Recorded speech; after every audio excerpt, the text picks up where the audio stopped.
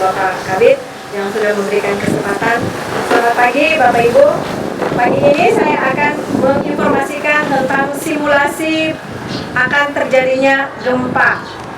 Jadi perlu kita ketahui bersama bahwa sekarang ini marak berita terkait akan terjadinya gempa megatrust.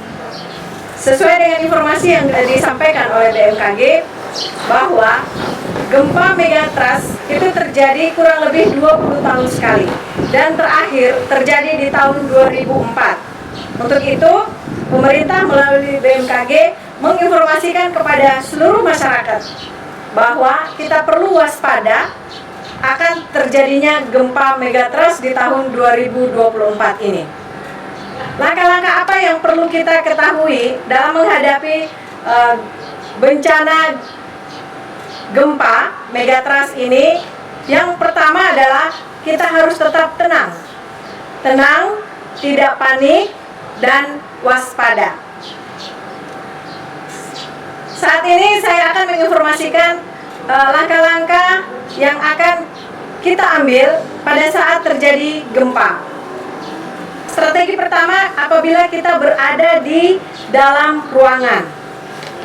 Jika kita merasakan adanya gerakan atau goncangan, jadi bukan karena pusing ya Bapak Ibu, tapi karena memang goncangan itu yang terjadi perlahan, kemudian durasi waktunya agak sedikit lama, maka harus waspada bahwa itu telah terjadi gempa.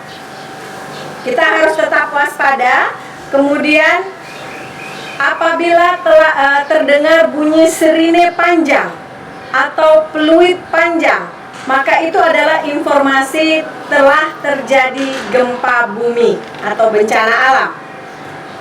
Lalu kita diharapkan untuk dapat membantu menginformasikan kepada teman atau orang-orang yang ada di sekitar kita dengan cara kita berteriak menginformasikan bahwa telah terjadi gempa, sehingga orang yang ada di sekitar kita pun mengetahui bahwa telah terjadi gempa.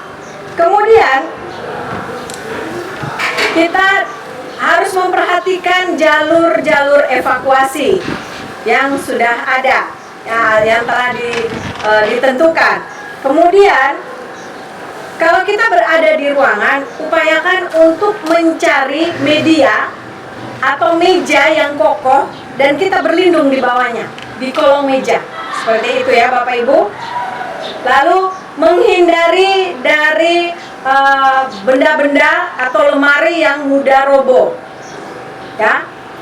Kemudian lindungilah kepala kita menggunakan tas atau benda-benda yang kita rasa bahwa itu aman dan bisa melindungi kepala kita, atau buku yang tebal agar tidak tertimpa runtuhan dari atap atau lampu atau benda-benda yang ada lebih tinggi dari kita. Kemudian upayakan menjauh ya, menghindar dari benda-benda itu. Lalu jika dirasakan punya kesempatan untuk bisa keluar, maka segera keluar mencari area terbuka yang aman. Ya. Nah, perlu Bapak Ibu perhatikan juga, Bapak Ibu yang merasa diri lebih kuat, lebih kokoh, diharapkan untuk membantu saudara kita atau teman kita yang sedang sakit atau yang punya kebutuhan khusus, yang tidak leluasa untuk bergerak. Jadi diharapkan Bapak Ibu yang merasa lebih kuat, lebih bertenaga untuk dapat membantu teman-teman yang membutuhkan. Kemudian percayakan pada petugas atau pimpinan atau orang yang kita anggap dapat mengarahkan kita ke tempat yang lebih aman. Itu kalau kita berada di dalam ruangan. Nah, untuk yang berada di luar ruangan, usahakan menghindari tiang listrik. Ya, karena itu juga gampang roboh. Kemudian papan reklame, papan informasi, itu juga. Kemudian pohon-pohon yang tinggi atau ranting-ranting yang lebat, itu juga kita harus menghindari itu. Kemudian kalau kita berada di daerah yang ada lereng atau jurang, hindari itu karena akan mudah longsor ya, kita bisa gampang terperosok di dalamnya. Nah, bagi Bapak Ibu yang berada di dalam kendaraan, pada saat terjadi guncangan, upayakan untuk segera keluar dari kendaraan Bapak Ibu dan mencari area terbuka yang lebih aman. Ya, sekali lagi kita berusaha untuk mencari area terbuka yang aman, atau kalau di BPSDM ini kita berkumpul pada titik-titik kumpul yang sudah ditentukan atau sudah diarahkan. Seperti itu, Bapak Ibu. Baik, terima kasih. Tetap waspada.